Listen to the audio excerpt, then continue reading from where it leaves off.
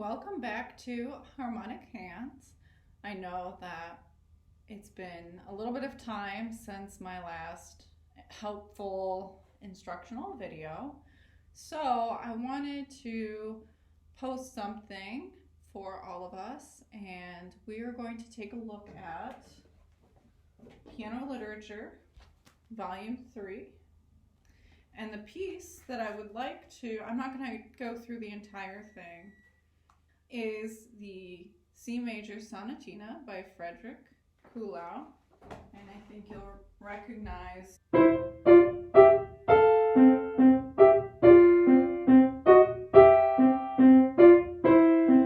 all of these scales are going to be broken up by phrase shapings. So starting in measure 3, our first shape group is a rainbow down. And that crossover is going to be included in that rainbow shape. And then our next shape is just the pivot. So that's going to be its own little group. And now we have an across from the next 3 notes. And now we have another pivot, which is going to be its own group. And now we have another across. So here's our rainbow, pivot, across, pivot, across.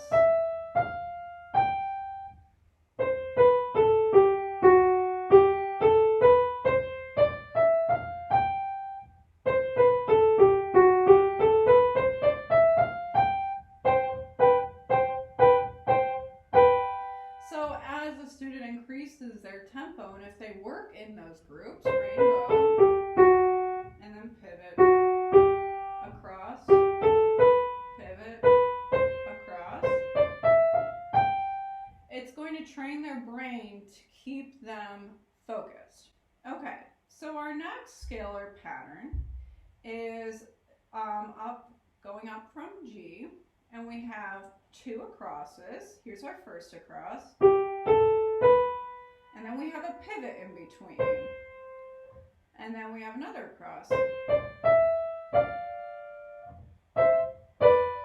So here we have our first across, and now a pivot, and now another across. And in order to get kind of a nice balanced sound, we want to have a little bit of a circle from the elbow, just to kind of, so it's not just stuck and the fingers are expected to do all the work, but just a little circle to kind of loosen up that elbow, and a little bit forward, so it has a lighter sound than this.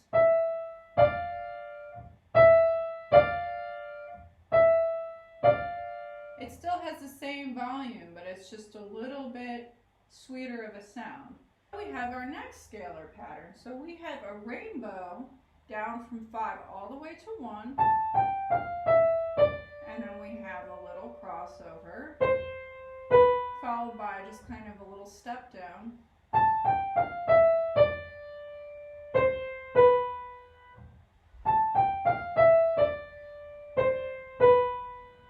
Good. And then our next, we have another rainbow, followed by a crossover, and then just one more step down.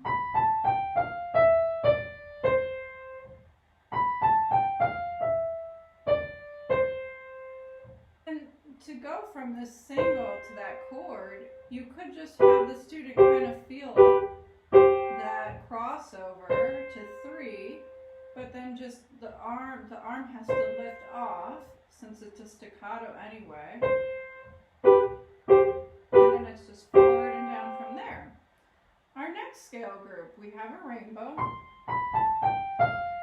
and then a crossover, which is followed by a second rainbow, another crossover, followed by another rainbow, and then finally our last rainbow. And then here we have a rainbow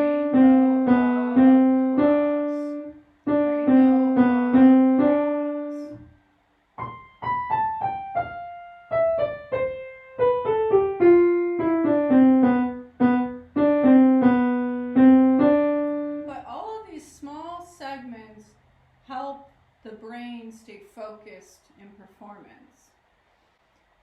And then our next in measure 11, we have, it's the same pattern as the other scale coming down from C. Now we're just coming down from D, but we have the same rainbow across, rainbow across, rainbow across, rainbow, rainbow across. Let's talk about some of these left-hand chords. So if we're just starting with, let's say, measure 5, we just have a nice single, which is nice and easy. That's just a forward and down. And then in the next 2-note block, we're really going to feel like we're just going straight through finger 2. Also notice that the elbow's just kind of resting right here. I'm not really leaned over, but I'm definitely kind of sitting a little bit more on this hip over here. And I'm just feeling like I'm going straight into finger 2, and then I'm going to feel like I'm going straight into my finger 3, just a nice forward down, and then this is just, the fingers are just going to be splayed open by the keyboard, and this isn't like, my hand is a normal adult-sized hand, so I don't have to really worry about, like, you know, if I'm a kid stretching. But if the kid is having issues, then have them weight the top of finger 5. They can weight the top of finger 5 and just tell them that the keyboard is splaying open their hand. And also, this can be, you know, I think tricky for students to kind of understand, but ask them, do you feel all of your finger pads on the key's surface? Because that is so important to kind of have that tactile connection. If a student's having issues feeling all the finger pads, you could just ask them to kind of touch, just thinking on the spot, just kind of make contact, just kind of like touch the pads a little bit. That should kind of help them be aware of that tactile sensation. There's a little bit of a turn towards thumb, but it's just forward and down, making sure all the finger pads are making contact with the key's surface. Make sure that that finger 2 is nice and awake, because it's that fling of the finger that's in the middle of the chord that makes the chord stable. Let's keep going. I really want to talk about this broken left hand in measure 13. These are all going to be up groups. And why are they up groups? Because we don't want to feel a single note going to a chord. Not ideal. We want to try to go from a chord to a single note because it's lighter. This is what I mean by up groups. Take a look at the left hand. We're not going to think about these in groups of 4 notes. We're going to think about it in groups of 2 notes going up. Our first 8th note pair is pretty simple. We're just going to feel rocking back and forth from 3 to 1. Nice and easy. So the first thing I would say to do with your students is have them just kind of tap it in their lap first. Make sure that it's forward and down, and that the weight of the arm is going completely into each finger. Now, did you see how my finger 2 popped right up on that black note? The weight has sprung into finger 1. It's immediately transferred from 2 and 4 to 1. So it's going from here to here, like a seesaw. If a student is having a hard time with 2 and 4 going to 1, they can go 2 to 1. So you could start with this.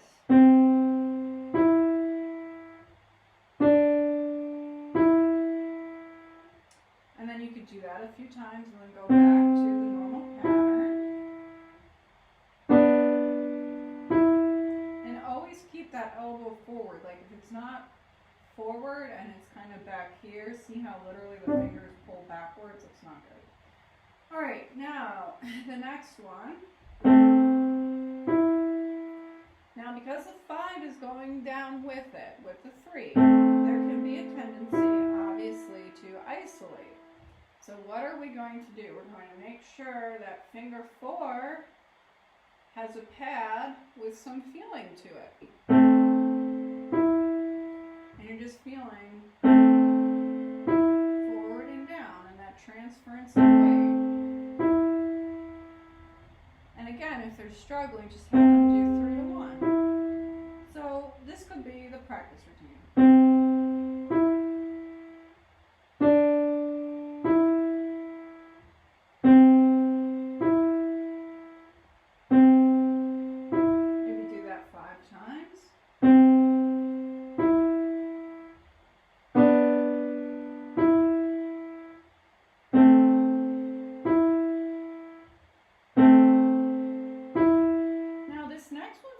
Tricky because we have a black note on the bottom, so the entire palm is going to move inwards. The entire palm, not just a twisted wrist like this, but we got to keep that bridge, right? Got to keep that bridge all the way even across the plane. So we're going to move the whole entire palm in. So the finger 2 is going to be right in the middle of those black notes. The finger 5, the pad, the finger 5 pad is going to be making surface contact with that black note. And I strongly suggest having them weight the palm a few times. They can walk finger 5, finger 2.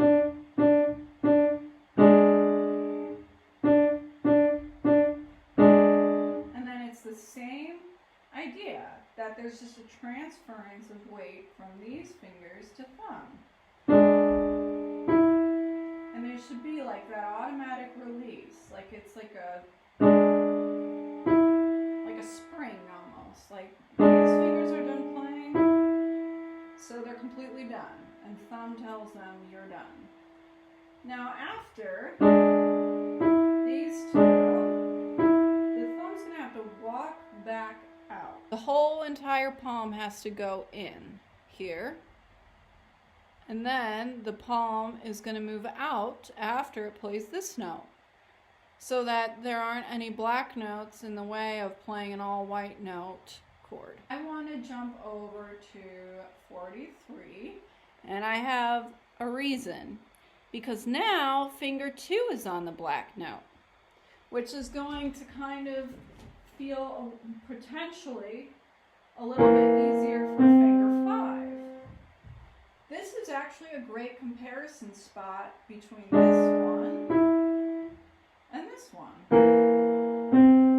They really should feel, for a student or for a player, exactly the same. If they don't feel the same, if one part of the palm feels higher than the other, or if the finger 5 feels stickier here than it does over here, then there are some problems. The palm should always feel like it's playing at the same height. The student could really do a comparison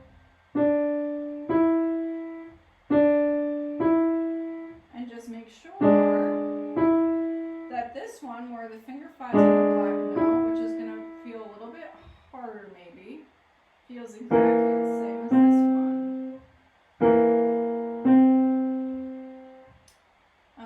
And then another one we can compare it to is in measure 45, where there's all white notes. That's going to be the easiest one of all. So I would actually suggest starting with this one, comparing it to this one, and finally the hard one, measure 51, where this right hand starts to have these thirds going down, right? From thumb here to this F, we have an across. From the F down to the D, we have a rainbow. And now from here on out, we just have a series of thirds going down. And if it's thought of in any other way, the fingers are going to get tongue-tied, as I like to say. So here's our across, and now we have a rainbow. And now we just have thirds going down.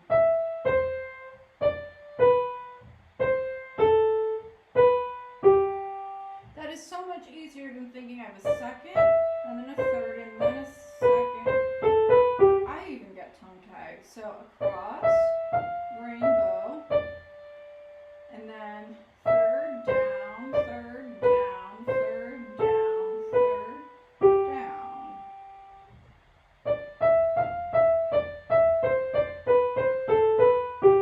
You can see how that's going to be much easier to process the faster the tempo goes. The next thing I want to talk about is this right hand arpeggio. So right there we have an across, and sometimes a third between 1 and 2 can feel challenging. So why don't we graduate it? We'll start with E to F, and then right on over to G, and they should feel the same distance. Why should they feel the same distance? Because it's the arm that's moving across, not the fingers. It's the arm that's moving across, not the fingers. They can always take 2 fingers. Oh, I have so much poison ivy. Place them right here, about right here, and like push the arm over. And you can see that it really just gets that arm over. Okay, now we have a 2 to a 4. So let's graduate this 2 to 4. G to B, and we can push the arm. And now, see, I don't really need to push my arm anymore. I'm like trying to exaggerate it for you. 2 to 4. All the fingers are going down together. And that fling that the 4 and the 5 have together is all we need. And at this point, your student shouldn't really be having problems with a single note in finger 5 anyway. This should kind of be cleared up by book 3. So let's graduate this. 4, 5.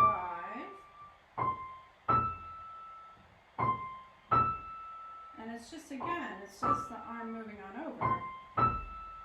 Okay, so we can now graduate this. I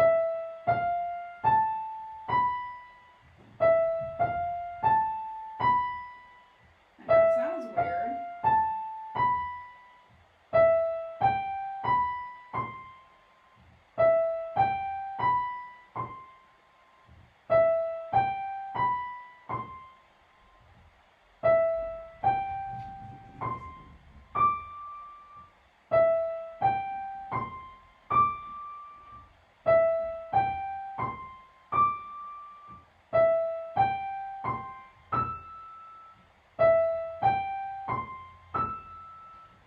Also, in order to increase the speed, we can ripple trick.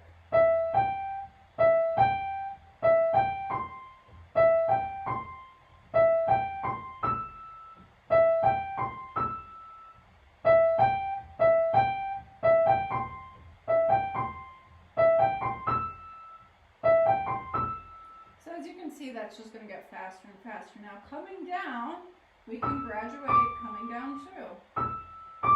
And actually, you're going to have the student kind of pull the arm on over.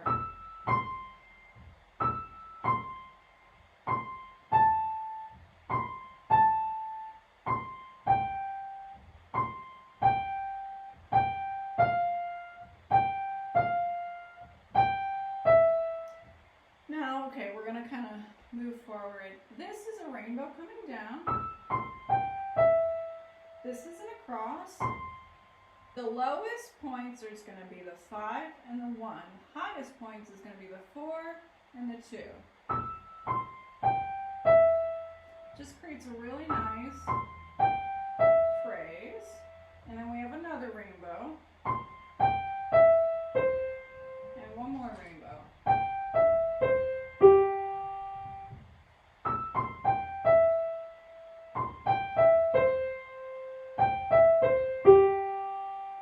So after all this is said and done,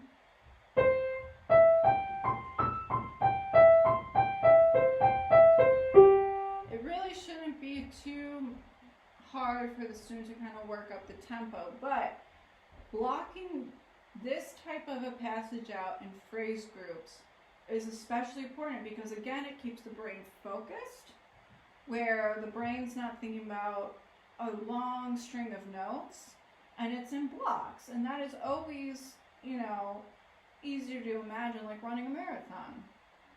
It's easier to think about finishing the first quarter mile than it is to think about finishing the entire marathon. You know what I mean? So phrase groups always works the best. I realized I didn't talk about the left hand scales. So let's just take a look at the left hand C major scale. Let's say measure, 26. We have a rainbow in the first 5 notes. There's our rainbow. And then we do have a little crossover and one more rainbow.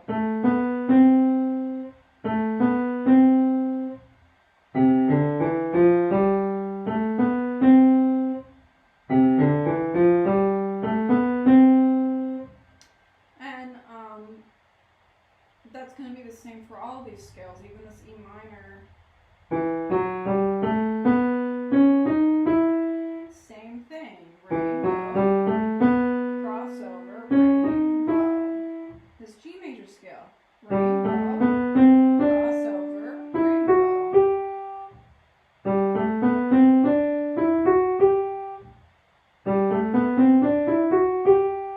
And it just kind of, again, like I said, just keeps the brain focused. So I hope this was helpful, and thank you for watching. And I'm definitely going to be trying to get back into making more videos. I have a little bit more time on my hands now.